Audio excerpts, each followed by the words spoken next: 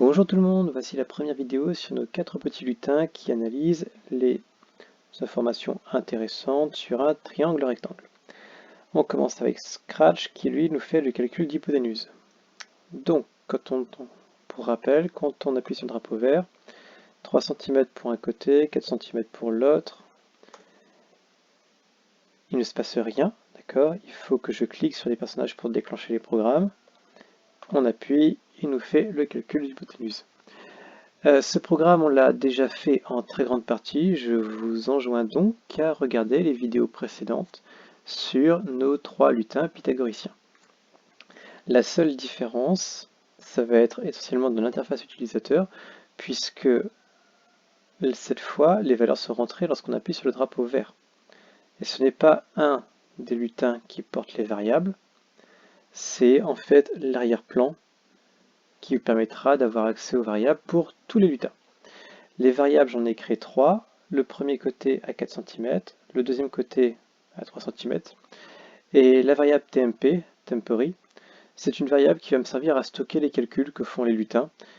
Voilà, pour le premier, ce sera un calcul d'hypoténuse, pour le second, le calcul de surface, et pour le 3 et 4e, ce sera dans cette variable qu'on aura rangé les mesures d'angle. Voilà, ça sert vraiment juste à stocker les variables en attendant de faire le texte, puisque le texte est un petit peu élaboré. Si vous avez bien remarqué, vous avez 3 secondes à peu près, dans la réponse de Scratch, il y a l'unité qui apparaît à la fin de sa phrase, donc vous allez avoir un petit peu de manipulation de chaîne de variables, de chaîne de string.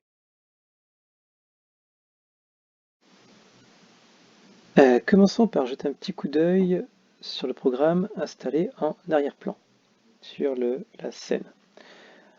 Je vous le donne directement, puisque c'est très classique. On pose une question, on stocke la réponse dans une variable, et on fait ça juste 2 fois, pour la variable A, pour la variable B.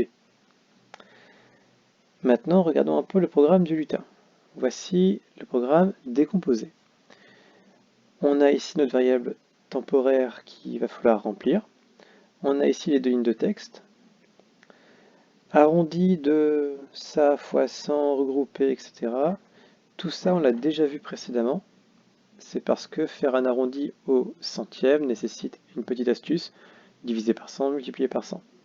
Ici, le calcul de la racine carrée, puisqu'on applique le théorème de Pythagore. Voilà, vous avez tous les éléments, à vous de remettre les morceaux au bon endroit, et on se retrouve juste après pour la solution.